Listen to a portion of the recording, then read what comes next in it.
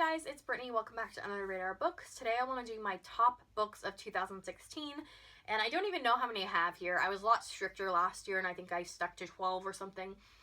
But this year I just went through my Goodreads and picked out the ones that really resonated with me and really stood out to me, so I'll try to keep it short and sweet. And this is in no particular order. This is just completely random. All of these I think are worth reading, and all of them I really loved. I think pretty much I think every single one I gave 5 stars, so I would highly recommend every single one of these.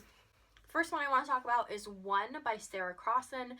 This is a YA book that is written in like poetry format. And it follows Siamese twins who are struggling with their condition and learning to be adults and to grow and learn, but also facing the tragedy that at some point they're going to have to be separated in order to survive. So this is heartwarming and heartbreaking at the same time. It's beautiful, brilliant. It has seriously stuck with me all year. I read this right in the beginning of the year and I still think about it. So I can't recommend this enough. Next up is A Long Way to a Small Angry Planet by Becky Chambers.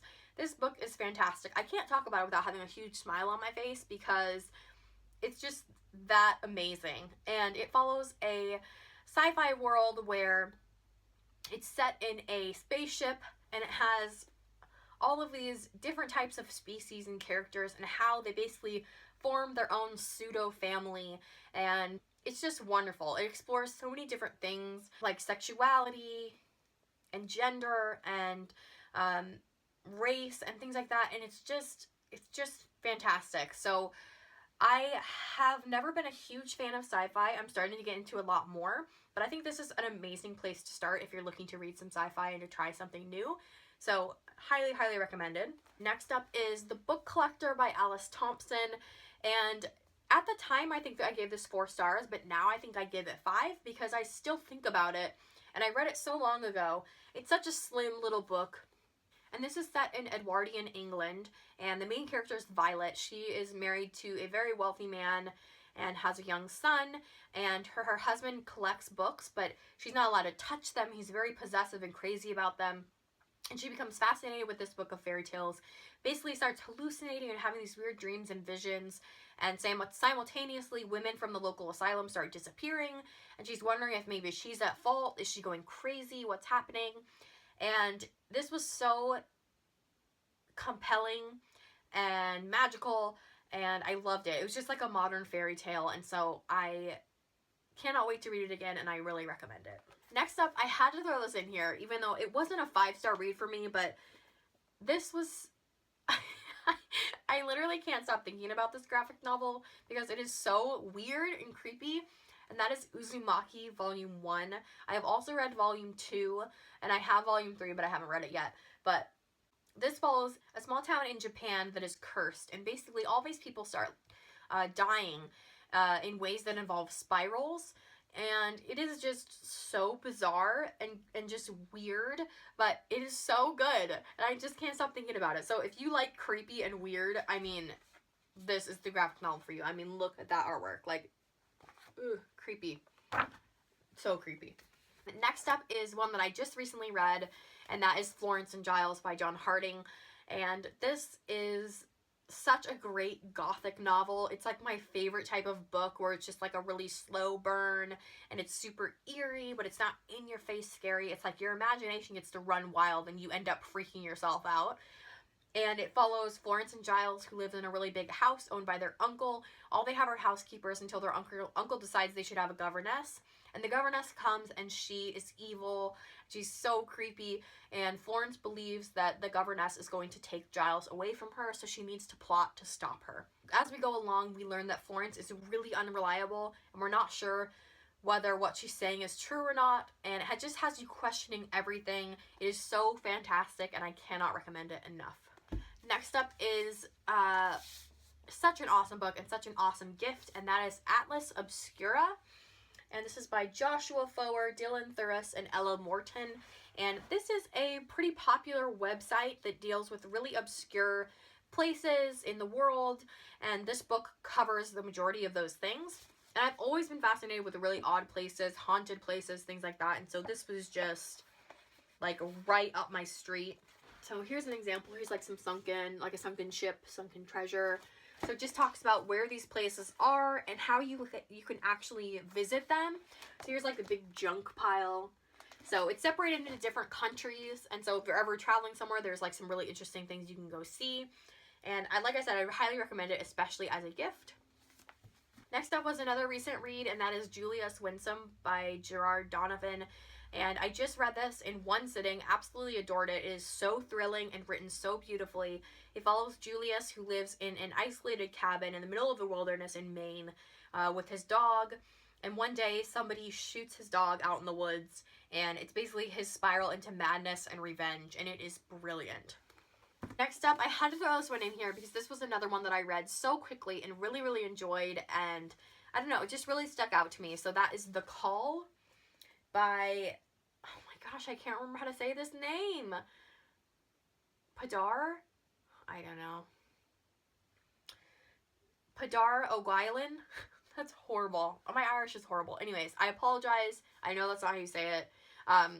But this is a dystopian YA book that follows these kids who live in Ireland.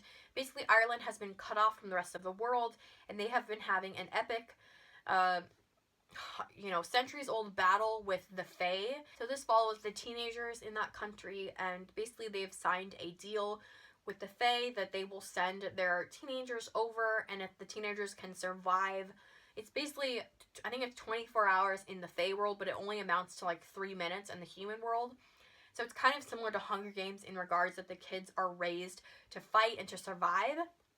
So our main character, Nessa, actually had, I think it was polio when she was a child, and so her legs are not very strong, and so the odds of her surviving are very slim. But she is so strong-willed and awesome. She's such a great character, and I just found this so compelling and so interesting, so I would definitely recommend it.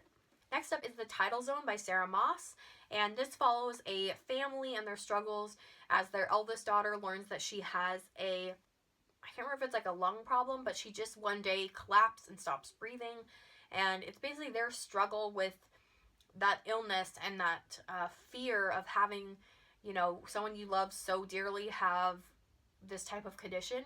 So it just really focuses on families and family interaction and parenthood and, being a spouse, and it was just really touching. Sarah Moss's writing is absolutely brilliant, so definitely a great one to pick up. Next up is Next up is No Surprise. I knew this was going to be on my top books of this year when I read it, and that is The Vegetarian by Han Kang, which is one of the most powerful books I've ever read, and it's so tiny, but it follows a woman who starts having these weird dreams and becomes a vegetarian, but it's so much more than that. It's creepy in a lot of ways, but it's also very poignant and deals a lot with culture today, and it is just brilliant. I can't even describe it in the best way, so I would just highly recommend that you pick it up, and you won't be able to put it down because it is that fascinating. Next up is a short story collection, and that is Sweet Home by Karis Bray, who I can't wait to read her novels this year because I just love this collection. This might be my favorite short story collection of all time, and it does have a variety of stories, both set in the real world as well as, magical realism elements, but it really focuses on being a parent and being a part of a family, and it was just amazing. Every story was amazing. Every story was a 5-star story. So if you're looking for a good short story collection, look no further. Next up was another really whimsical read, and that is The Grace Keepers by Kirsty Logan. Cover love, serious cover love. But this follows a world where most of the world's covered in water, and our main character is part of a floating circus that travels around and entertains people in different floating cities. And the love story follows a same-sex couple, which I think is so wonderful and beautiful, and there is so many just wonderful, heartwarming elements to this story, and I really, really recommend it. Next up is actually the first book that I read in 2016, and it has not left me since. I just keep thinking about it, and that is Fates and Furies by Lauren Groff. So this follows Lotto and Mathilde, and they get married at a really young age, and everyone looks at their relationship as that it is perfect and it looks so great on the outside, but what is simmering underneath, the truth to their marriage and the truth to who they are, is so much darker and deeper than that.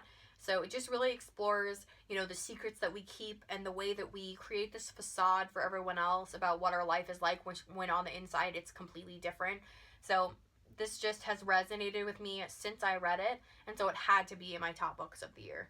Next up is, this might be, if I had to pick one, this might be my favorite read that I read the entire year, and that is The Drowning of Arthur Braxton by Caroline Smales. This is one of the best modern fairy tales I have read. It follows a young boy who finds this old, dilapidated, like, pool house, and he discovers this magical girl there, and it is just so haunting and whimsical and different, and I just can't stop thinking about it since I read it. And it's just like a really good coming of age novel, as well as something that's just entirely different from anything I've ever read before. So I loved it, and I'm really excited to give it a reread pretty soon.